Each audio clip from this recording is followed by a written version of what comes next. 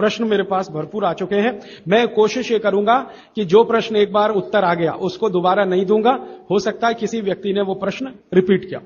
ज्यादातर प्रश्न जो हैं वो रोगों से संबंधित हैं। इस रोग में क्या करें, उस रोग में क्या करें।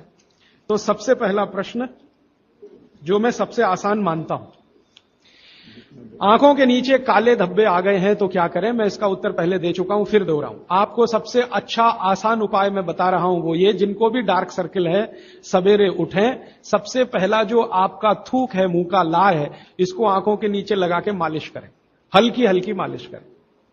आपके सारे डार्क सर्कल खत्म हो जाएंगे। और ये जो सुबह का मुंह का लार है, इससे आप अपने त्वचा रोग भी ठीक कर सकते हैं। खाज है, खुजली है, दाद है, सोराइसिस है, इचियोसिस है, एक्जिमा है, हर जगह इसको अप्लाई करें और हल्की हल्की मालिश करें। कोई कहेगा कि बहुत ज्यादा शरीर में है तो इतना तो थूक बनता ही नहीं है और पूरे शरीर पे लगाना पड़े तो ऐसी स्थिति में आप मुझे व्यक्तिगत रूप से शाम को 4 बजे मिलें। मैं आपको एक ऐसी दवा बता दूंगा या लिखा दूंगा जो थूक भी बढ़ा देगी और आपकी शरीर की खाज, खुजली, दाग, धब्बे सब मिटा देगी। वो व्यक्तिगत है।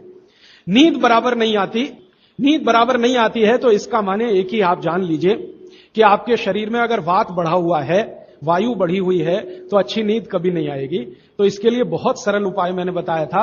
रात को गाय का घी हल्का गर्म करके दोनों नाक में डाल के सोएं।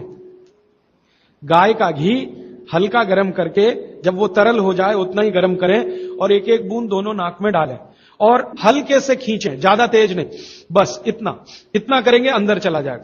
बहुत खींचने की जरूरत नहीं, क्योंकि आगे चला जाएगा, जहां नहीं जाना चाहिए वहां भी चला जा सकता है। तो हल्का खींचकर छोड़ दें और सो जाएं, भूल जाएं। फिर नींद बहुत अच्छी आएगी, खर्राटे बिल्कुल बंद हो जाएंगे, स्नोरिंग बिल्कुल खत्म हो जाएगी।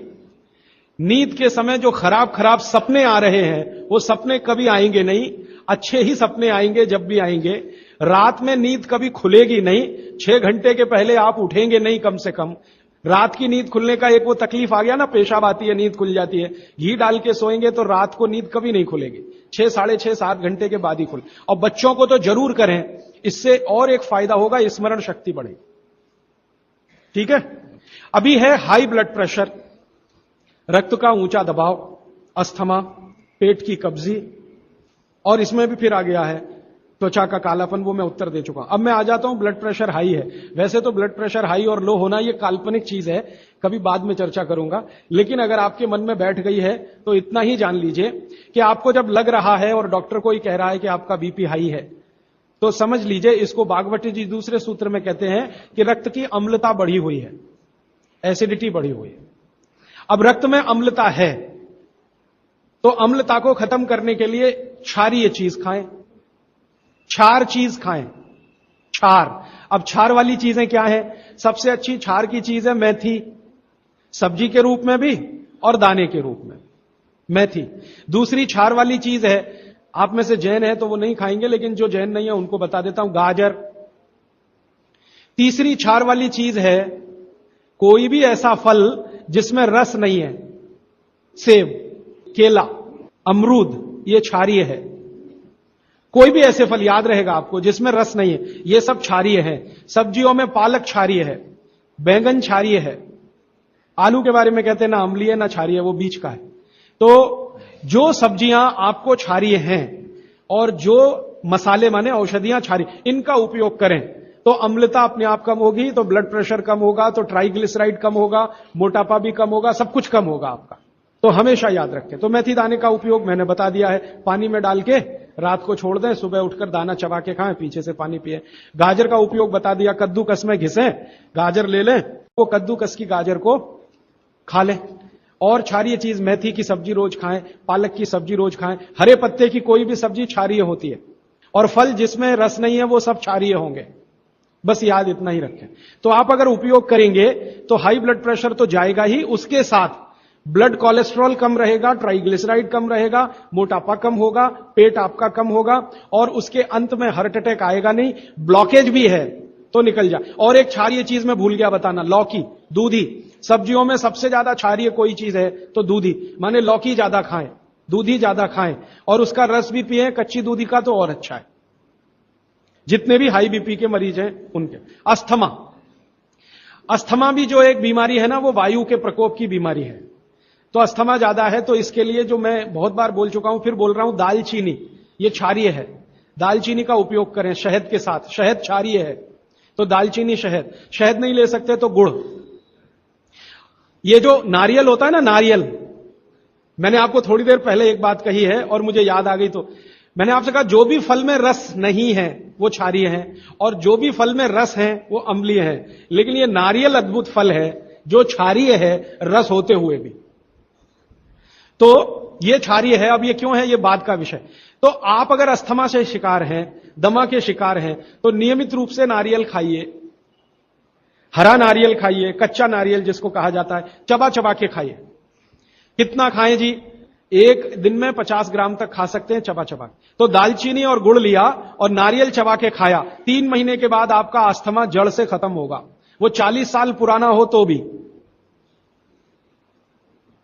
इसके बाद बाकी तो आंखों की। मुंह में छाले बहुत रहते हैं। ये मुंह में छाले बहुत रहते हैं, इसका माने पेट आपका साफ नहीं है, बड़ी आंत आपकी कचरे से भरी हुई है। तो मुंह में छाले रहते हैं, तो सुबह सुबह का जो मैंने नियम बताया ना, पानी उठते ही पिए, घूट घूट पिए, तो छाले अपने आप खत्म। जैसे ही बड़ी आंत साफ हो जाएगी, छाले कभी नहीं आएंगे। और अगर आपको ये करने के बाद भी छाले में आराम नहीं मिल रहा है, तो आपको एक सरल आसान दवा बता देता हूं, जो होम्योपैथी की दुकान में मिलती है, जो बड़ी आंत को सबसे जल्दी से साफ कर देती है। उस दवा का नाम है बोरेक्स। सुहागा, सुहागा आप सब जानते हैं ना, सुहागा आंत को साफ करने वाली सबसे तीव्र दवा है, तीव्र। इसी का डाइल्यूशन करके होम्योपैथी में बनाया बोरेक्स। तो ले लें, किसी भी होम्योपैथी की दुकान से खरीद लें, 30 पोटेंसी में या 200 पोटेंसी में। इसके 3 ही खुराक लेंगे तो जीवन भर के लिए छाले की बीमारी आपकी आएगी नहीं, क्योंकि यह तुरंत बड़ी आंत को साफ करता है। पानी करेगा, धीरे धीरे करेगा। बोरेक्स तो एक ही दिन में काम करता है, लेकिन बागवट जी कहते हैं ये एक ही दिन का चक्कर छोड़ना चाहिए, तुरंत हर चीज का रिजल्ट मिल जाए। वो कहते हैं जीवन में कोई भी चीज फास्ट है ही नहीं, हर चीज स्लो है। तो कोशिश करिए पानी से ठीक करें, और अगर आप बहुत परेशान हैं तभी बोरेक्स का इस्तेमाल करें। और ये दवा हमेशा पानी में डाल के लें, 1 बूंद डाल दें पानी में, और उस पानी के 3 हिस्से करके उसको पी लें। 1 कप पानी हो, आधा कप पानी हो, 1/4 कप पानी हो। अभी आगे का एक प्रश्न। अच्छा, गाय के मूत्र के बारे में मैंने आपसे कहा था, तो उस पर प्रश्न आए हैं 4-5। गोमूत्र सही गाय का है या उसको कोई बीमारी है? किस तरह की प्रॉब्लम हो सकती है? अगर गोमूत्र सही नहीं है तो उस हाल में क्या करना चाहिए? मैं आपको विनम्रतापूर्वक एक एक्सपेरिमेंट जो हमने किया वो बता देता हूं। गाय को हमने 6 साल जहर खिलाया। एक गाय पर यह एक्सपेरिमेंट हमने किया, 6 साल जहर खिलाया, सबसे खराब जहर खिलाया। उसका नाम है संखिया, अंग्रेजी में कहते हैं आर्सेनिक। तो हमने गाय को दिया, चारे में मिलाकर दिया, बहुत मामूली मात्रा में, क्योंकि हम जानते हैं ज्यादा देंगे तो गाय मर जाएगी। हमें यह देखना था कि ये थोड़ा थोड़ा जहर देते हैं तो उस पर असर क्या आता है। तो 6 साल जिस गाय पर हमने ये प्रयोग किया, वो गाय अभी भी जीवित है, अभी भी जीवित है और स्वस्थ है, तंदुरुस्त है। हमने हर बार उसको संखिया दिया और हर दिन उसके मूत्र में टेस्ट किया, आया कि नहीं आया, क्योंकि ऐसे कहते हैं ना, खाओ तो सब कुछ आने ही वाला है मूत्र में और ब्लड में। तो 6 साल लगातार उसको संखिया खिलाने के बाद भी उसके मूत्र में 1.0000 में चले जाएं, उतना भी संख्या कभी नहीं आया। अद्भुत है ये। अब मुझे पुरानी बात इसमें जोड़नी है। बहुत लोग कहते हैं ना, गाय के गले में शंकर भगवान का निवास है। वो शायद शंकर जी ने पी लिया। शंकर जी तो मशहूर है ना, खराब से खराब जहर पीने के लिए। तो शायद गले में शंकर जी हैं गाय के, तो वहीं रुका। और सच में हमने ये देखा, इसमें मैं एक्सेजरेशन नहीं कर रहा हूं, आप चाहें तो वो गाय कभी भी आके देख सकते हैं। हमने उसके गले के आसपास महसूस किया 6 साल में एक ब्लू कलर का रिंग बन गया है, ब्लू कलर का। और वहां से ब्लड निकाला, उसको टेस्ट किया तो उसमें पूरा संख्या है, माने आर्सेनिक है। गले के नीचे वो गया ही नहीं, गले में ही रुक गया। शंकर भगवान ने शायद रोक लिया। तो आप बेखटके गाय का मूत्र पी लीजिए। आपके दिल में ऐसा लग रहा है वो कचरा खा रही है, आप चिंता मत करिए, ये कचरा जाएगा नहीं उसके मूत्र तक। भगवान ने उसके शरीर में ऐसी व्यवस्था करके रखी हुई है। लेकिन अच्छा ये होगा आपके दिल और मन की तसल्ली के लिए कि गाय अच्छा चारा खाती हो, साफ सुथरे वातावरण में रहती हो और नियमित घूमने के लिए जाती हो, उसका मूत्र जरूर पिएं, वो सबसे ज्यादा लाभकारी तो है। लेकिन कुछ मजबूरी आ गई, मजबूरी से मतलब मैं समझाना चाहता हूं। आप एक ऐसी जगह रहते हैं जहां गाय कचरा ही खाती है और आपको ऐसी कोई गाय मिल ही नहीं रही है जो शुद्ध चारा खाती हो और बराबर घूमने जाती हो, और आप किसी बीमारी से तड़प रहे हैं, परेशान है, और वो बीमारी में आपको गोमूत्र चाहिए ही, तो बिना संकोच के ले लें। उसका हानि तो नहीं करेगा, कुछ फायदा ही कर जाएगा। गोमूत्र के बारे में अब तक की जो रिसर्चेज हैं वो ये है कि इसके साइड इफेक्ट है नहीं। शरीर पता है क्या करता है, आपने मूत्र ज्यादा भी पी लिया तो ये शरीर 20 मिनट के बाद उसको पेशाब के साथ अपने आप ही निकाल देता है, रहने ही नहीं देता उसको। तो थोड़ा ज्यादा पी लिया या खराब पी लिया, वो निकल ही जाएगा, जो काम का है उतना ही रह जाएगा।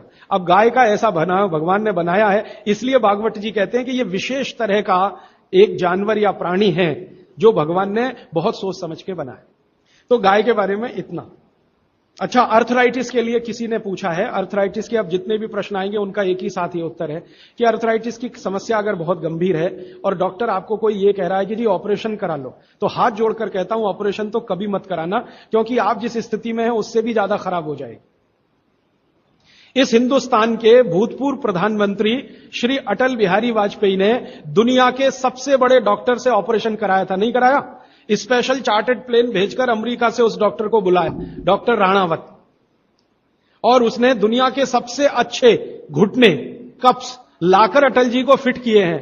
अटल जी को देख लीजिए आप, पहले तो थोड़ा चल लेते थे, अब तो चलना ही बंद हो गया, सिर्फ व्हील चेयर पर ही रहते हैं, और वो खुद कहते हैं कि मैं पहले से ज्यादा तकलीफ में हूं।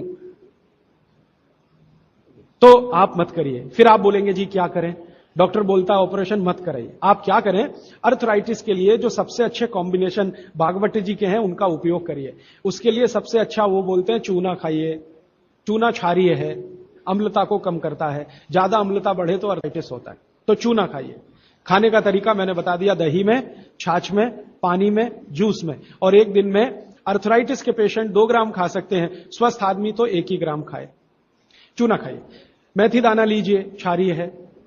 और सबसे क्षारीय चीज जो है वो है हार सिंगार का पेड़।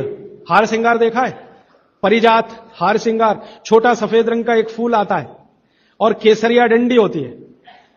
सफेद फूल और केसरिया डंडी, बहुत तेज खुशबू है, रात को ही खिलता है, रात रानी भी कुछ लोग कहते हैं, हार सिंगार कहते हैं। ये पेड़ के जो पत्ते हैं वो ब्रह्मांड में सबसे ज्यादा क्षारीय माने जाते हैं, जो भी औषधियां।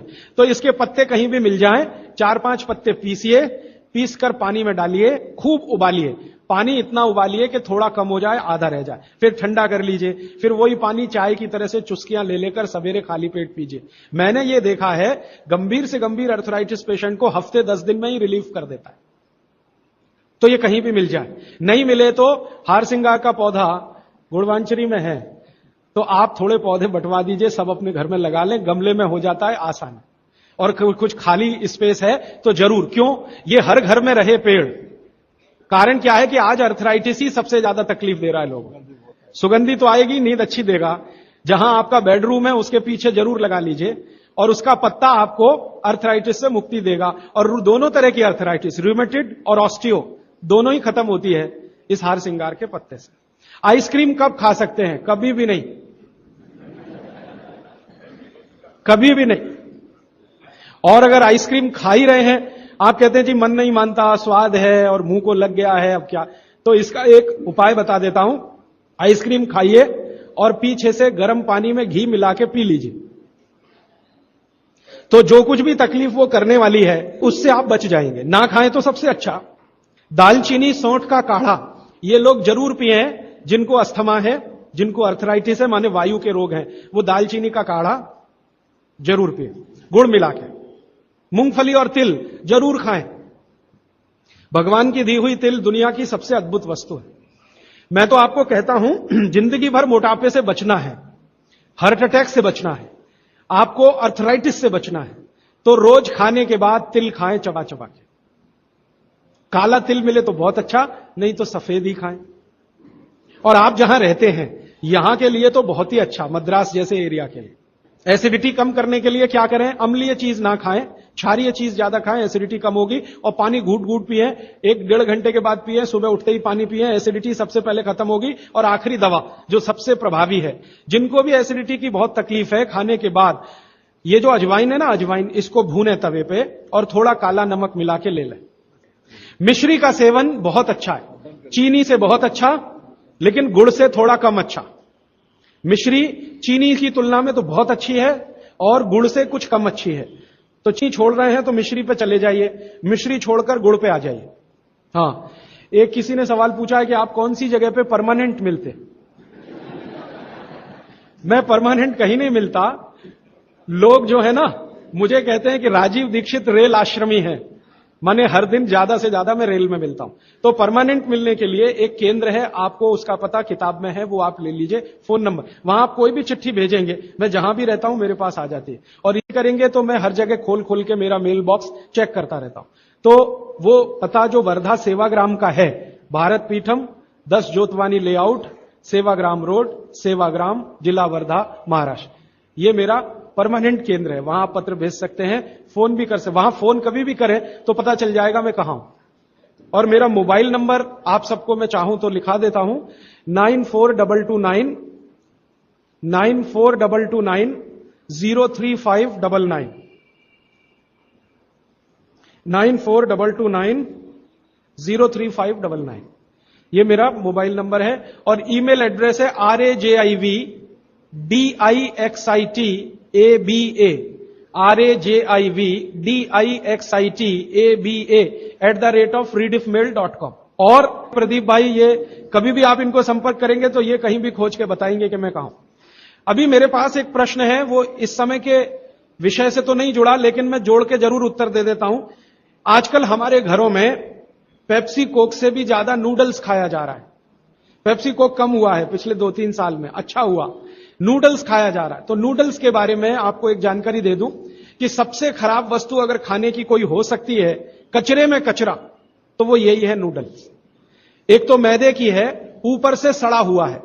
6-7 दिन मैदे को सड़ा के रखा जाए तब नूडल्स तैयार होता है। और इस नूडल्स में टेस्ट लाने के लिए सुअर के मांस का रस मिलाया जाता है।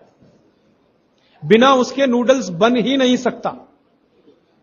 जो मैगी है ना, मैगी या कोई भी नूडल्स, सुअर के मांस का रस, सड़ा हुआ मैदा, 6-6 दिन पुराना, उससे तैयार हुआ है। अब आप तय कर लो खाना है या नहीं खाना। एक प्रश्न है जिसका उत्तर दे नहीं सकता। किसी ने कहा आज की शिक्षा बहुत बेकार है, वैकल्पिक शिक्षा की बात बताइए। तो समय ज्यादा है, आप मुझे ईमेल करिए, मैं लंबा जवाब दूंगा। गाय का घी कान नाक में डालने के लिए मैंने बोला था, तो वो उत्तर दे चुका हूं, फिर रिपीट इसलिए कर रहा हूं कि गलती ना करें। घी को हल्का गर्म करना है, ज्यादा नहीं। गाय का घी नाक में डालने के लिए हमेशा हल्का गर्म करना है, ज्यादा नहीं।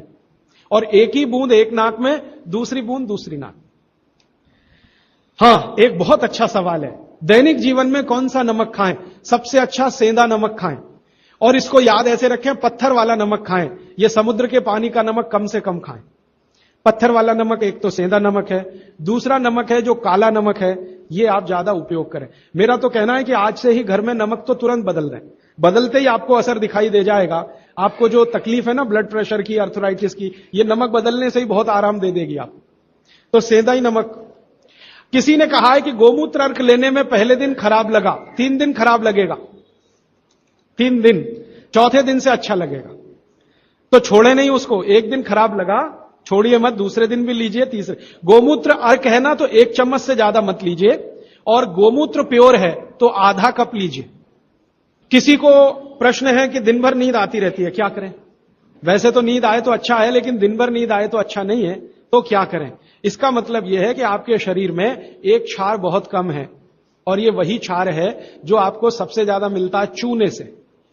जिनको दिन भर नींद आती है वो चूना खाएं, मट्ठे में मिला के, छाछ में मिला के। नारियल का तेल बालों में जरूर लगाएं। किसी ने पूछा है, लगाएं? जरूर लगाएं। नारियल का तेल आप खा भी सकते हैं, क्योंकि आप चेन्नई में रहते हैं। अगर आप पटना में रहेंगे तो नहीं खा सकते नारियल का तेल, चेन्नई में रहते हैं तो जरूर खा सकते। मालिश करना चाहें जरूर करें। डायबिटीज के लिए क्या करें? डायबिटीज का जो सबसे अच्छा उपाय मैंने बताया था, मेथी दाना और त्रिफला चूर्ण। त्रिफला चूर्ण माने हरदे, बहेड़ा, आंवला, 1, 2, 3 अनुपात वाला त्रिफला चूर्ण 1 चम्मच, मेथी दाना 1 चम्मच, दोनों मिलाकर गर्म पानी में रात को रख दें। सवेरे उठकर इस पानी को पी लें और उसमें जो कुछ है चबा के खा लें। 3-4 महीने नियमित करेंगे, ब्लड शुगर नॉर्मल आने की पूरी संभावना है। और नहीं आए 3-4 महीने में ब्लड शुगर नॉर्मल, तो एक मुझे ईमेल जरूर करें या फोन करें। शुगर खाना नहीं खाना, चीनी बिल्कुल बंद कर दीजिए, क्योंकि यही अकेली चीज है जो पचती नहीं आसानी से। बाकी चीनी छोड़कर कुछ भी खाइए।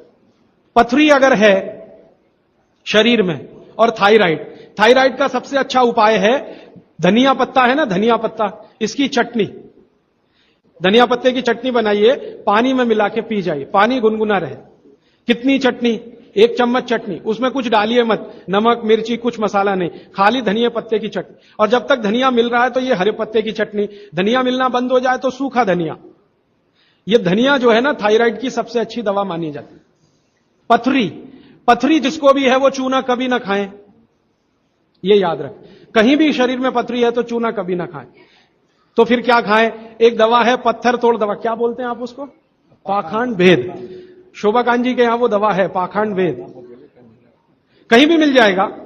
तो आप इसका काढ़ा बना के पिए।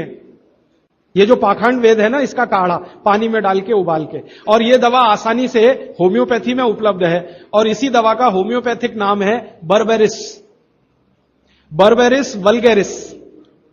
पाखंड वेद का बोटेनिकल नाम है berberis vulgaris.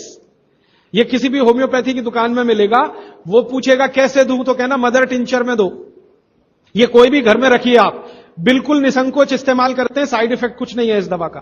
Berberis vulgaris mother tincture ऐसा बोलिए तो ये हल्के गुलाबी रंग की होगी, डार्क कलर की भी हो सकती है। इसकी 10-10 बूंदें 1/4 कप पानी में डालकर दिन में 3-4 बार पिलाएं। 1 महीने 1.25 महीने में सारी पथरी टूटकर निकल जाएगी।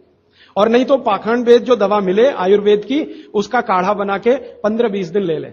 काढ़ा जल्दी तोड़ता है पत्थर को, बर्बेरिस को समय ज्यादा लगता है। पानी में चूना मिला के पी सकते हैं, जरूर पीजिए, पथरी वाले नहीं। दांतों का दर्द, दांतों के दर्द की सबसे अच्छी दवा है लौंग। लौंग इस्तेमाल करिए, लौंग का तेल इस्तेमाल करिए। और दांतों में दर्द हो ही नहीं तो थोड़ा थोड़ा चूना खाते रहिए। और दांतों में दर्द हो ही नहीं तो दातुन करते रहिए, दंत मंजन करते रहिए, पेस्ट बंद कर दीजिए। हां, अभी एक जरूरी प्रश्न आया, शराब और गुटखा छोड़ने के लिए क्या करें? जरूर आप इसको ध्यान से नोट कर लीजिए, ये बहुत लोगों के काम। शराब, गुटखा, तंबाकू, सिगरेट और बीड़ी, ये 5 बुराइयां व्यसन के रूप में हमारे घरों में आई हैं और देश का सर्वनाश किया है। इनके बचने के लिए बहुत अच्छा है, संकल्प शक्ति से बचें तो अच्छा है। भागवत जी कहते हैं किसी भी व्यसन से बाहर आना हो तो संकल्प शक्ति के साथ आइए तो अच्छा। नहीं है संकल्प शक्ति तो दवा का उपयोग करिए। तो क्या दवाएं हैं आपके पास? सबसे अच्छी दवा है शुद्ध गाय का मूत्र, अर्क नहीं, शुद्ध गाय का मूत्र। दूसरी दवा आपके घर में है अदरक या सौंठ। जिनको शराब से छुड़ाना है, बाहर निकालना है, उनको एक और सौंठ ज्यादा खिलवाइए, रस पिलवाइए अदरक का, सौंठ का काढ़ा बना के दीजिए, गुड़ मिला के दे सकते हैं सौंठ का काढ़ा बना के। और गोमूत्र पीने को बोलिए। नियमित रूप से अगर आधा कप भी गोमूत्र पिया तो 1.25 महीने में शक छूट जाती है। शराब जो पीते हैं, बीड़ी सिगरेट जो पीते हैं, उनके शरीर में एक केमिकल बढ़ जाता है, उसका नाम है सल्फर। और सल्फर को कम करने के लिए सल्फर ही चाहिए। आयुर्वेद में कहा है ना कि विष को विष मारता है, तो सल्फर बढ़ता है। तो सल्फर कम करने के लिए बाहर से सल्फर चाहिए, और बाहर का सबसे अच्छा सल्फर गोमूत्र में है। सर्दी जुकाम, सर्दी जुकाम ज्यादा है, बार बार है, सबसे अच्छी दवा है। आप अगर बच्चों के लिए ले रहे हैं तो कफ दूर करना है उनका, कफ नाशक सबसे अच्छी दवा मैंने पहले दिन बताई थी, शहद है। दूसरी शहद नहीं लेते तो गुड़ है, तो बच्चों को गुड़ दीजिए ज्यादा। एक उनको चूना भी दे सकते हैं, चूना कफ का भी नाश करता है, वात का तो करता ही है, कफ का भी करता है, तो चूना दे सकते हैं। गाय का घी नाक में डाल सकते हैं। हल्दी जबरदस्त कफ नाशक है, तो दूध में हल्दी मिलाकर दीजिए, और दूध हल्दी थोड़ा घी मिलाएं तो और भी अच्छा कॉम्बिनेशन है। तो जिनको सर्दी जुकाम बार बार होते हैं उसके लिए। पित्त बढ़ा है तो क्या करें? देशी गाय का घी खाइए, देशी गाय का घी गरम गरम पानी में डालकर पिए तो सब पित्त को शांत करेगा। और दूसरी चीज मैंने पहले बता दी है, अजवाइन और काला नमक, ये भी पित्त बढ़े तो शांत करेगा उसको। एक मेरे पास डिफिकल्ट केस है, ये मुझे व्यक्तिगत रूप से मिले। कोई एक महिला है, उसकी लंबाई लगातार बढ़ रही है, ये मुझे शाम को मिले 4 बजे। बाल उड़ गए तो क्या करें, बाल कम हो गए तो क्या करें, बाल झड़ रहे हैं तो क्या करें? तीनों में एक उपाय है, दही को तांबे के बर्तन में रखें, 5-6 दिन खूब खट्टा हो जाए, हरा हरा हो जाए, तो इसको बालों में मालिश करें। 1 घंटे के बाद बालों को शिकाकाई से धोएं। हफ्ते में 1 दिन जरूर करें। त्रिफला शहद और गुड़ के साथ सबसे अच्छा है, गुड़ के साथ सुबह खाएं, और दूसरा चाहें तो शहद के साथ भी खाएं। त्रिफला को औषधीय के रूप में लेना है, औषधि ऐसी जो धातुवर्धक है, तो सुबह ही खाएं। और त्रिफला को रेचक के रूप में लेना है, माने पेट साफ करे, तो रात को ही खाएं सोने के पहले। बहुत ज्यादा छींकें आती हैं, नाक से पानी गिरता है, थोड़े दिन चूना खिलाएं और गाय का घी नाक में डालें। 15-20 दिन में छींकें भी बंद होंगी, पानी गिरना भी बंद। केवड़ा डालकर जल पी सकते हैं क्या गर्मियों में? केवड़ा एक होता है ना, आयुर्वेदिक औषधि है। केवड़ा डाला हुआ जल सिर्फ गर्मियों में, मार्च, अप्रैल, मई, जून, बारिश जैसे ही शुरू हो केवड़ा वाला जल बंद कर दीजिए। केवड़ा और एक होता है खस, ये दोनों मिलाया हुआ जल गर्मियों में। अर्जुन की छाल लेने का समय सवेरे का, काढ़ा बनाकर दूध में नहीं तो पानी में, शक्कर नहीं मिलाएं उसमें, गुड़ मिलाएं, अर्जुन की छाल। टॉन्सिलाइटिस की रेमेडी, टॉन्सिल्स की सबसे अच्छी रेमेडी हल्दी, हल्दी का दूध बच्चों को रात को पिलाएं, टॉन्सिल नहीं होगा। पिपरमेंट के बारे में किसी ने पूछा है, आप शाम को 4 बजे मिले, मैं थोड़ा विस्तार से बता दूं। यूरिक एसिड अगर शरीर में जमा है तो मैंने आपसे बार बार कहा है क्षारीय चीजें ज्यादा खाएं, एसिड निकल जाए। सबसे अच्छी क्षारीय चीज गोमूत्र पी लें, यूरिक एसिड एकदम साफ कर देता है गोमूत्र, लेकिन प्योर गोमूत्र। उड़द की दाल दालों का राजा है, बिल्कुल सही है, लेकिन दही के साथ नहीं। खाली उड़द की दाल खाइए, दालों का राजा है, बिल्कुल सही बात है, दही के साथ नहीं, दही के साथ ये जहर है। सुबह दूध पी सकते हैं, मैंने मना किया है, सुबह जूस पीना है, दोपहर को छाछ और रात को दूध, लेकिन पीना ही है अगर तो आंवले के साथ पिए, ना पिए तो अच्छा, सुबह का दूध ही पीना है तो आंवले के साथ। मोटापा कम करने के लिए उपाय बता दीजिए, आप लिख लीजिए इसको, नहीं तो याद कर ले। जिनको भी मोटापा कम करना है उनको क्षारीय चीजें ज्यादा खानी है, तो मैंने आपसे कहा गाजर खाइए, गाजर नहीं खा सकते दूध ही खाइए। अब खाएं कैसे? गाजर को कद्दूकस में घिसिए और उसके लच्छे बनेंगे। फिर थोड़ी एक और क्षारीय चीज आपको आजकल उपलब्ध है, सेब, सेब पूरा क्षारीय होता है, तो सेब को कद्दूकस में घिसिए, दोनों बराबर मात्रा में मिला के सुबह पेट भर के खा लीजिए। 3 महीने लगातार खाइए। फिर अगले 3 महीने इसको बैलेंस करने के लिए आंवला खा लीजिए, आंवला 2-3 आंवला रोज मुरब्बे के रूप में, या कह फिर 3 महीने आंवला हुआ, फिर वापस इस गाजर और इस पे आ जाइए। तो साल भर अगर आप करेंगे तो बहुत आराम से 1/3 वजन तो आपका घट ही जाएगा, हो सकता है किसी का आधा भी हो जाए। ह्यूमन यूरिन के बारे में आपने पूछा, मैंने पहले ही बताया, अगर आप शाकाहारी हैं तो अपने मूत्र का भी इस्तेमाल कर सकते हैं, लेकिन गोमूत्र उससे हमेशा बेहतर है। बच्चे पेशाब करते हैं बिस्तर में, इसके लिए क्या करना? खजूर खिलाइए। खजूर छोटे छोटे टुकड़े काटकर बच्चों को खजूर दूध में डालकर, छोटे छोटे टुकड़े दूध में डालकर उबालिए, खूब उबल जाए, फिर वो दूध पिलाइए, खजूर खिलाइए, तो रात का बिस्तर का पेशाब उनका बंद हो जाए।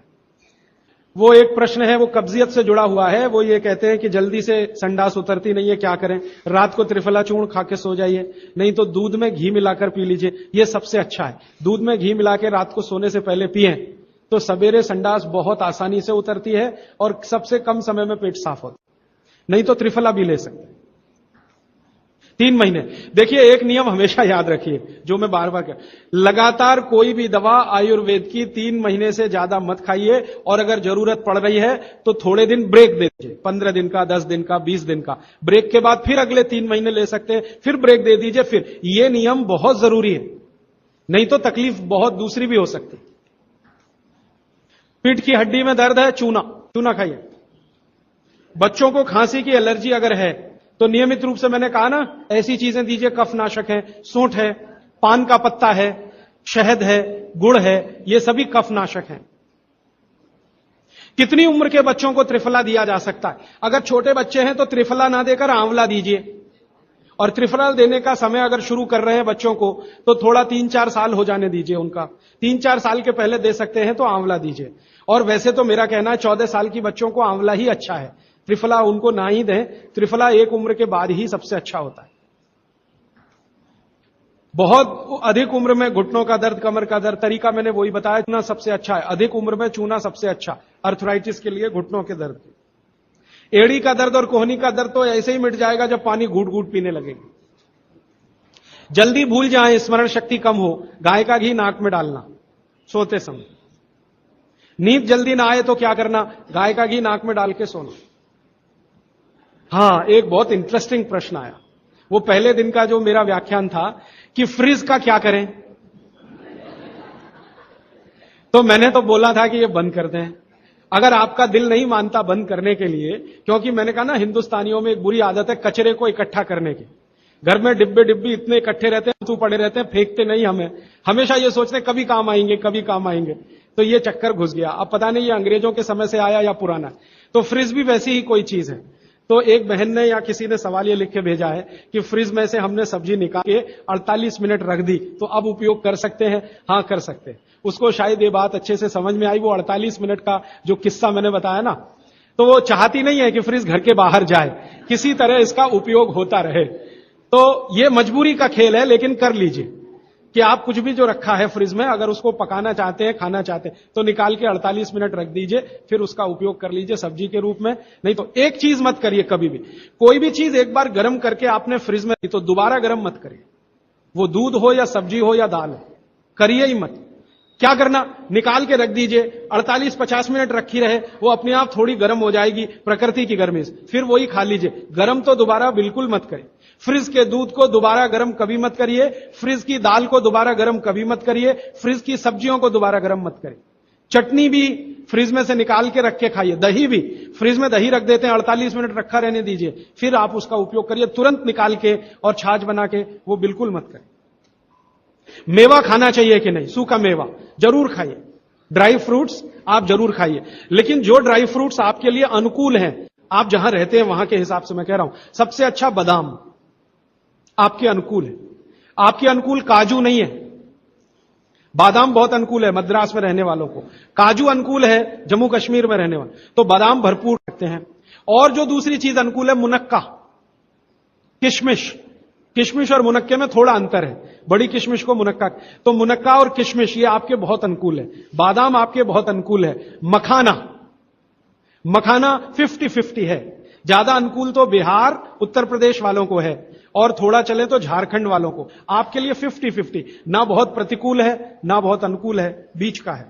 और बाकी जो अखरोट वगैरह हैं, ये आपके अनुकूल नहीं।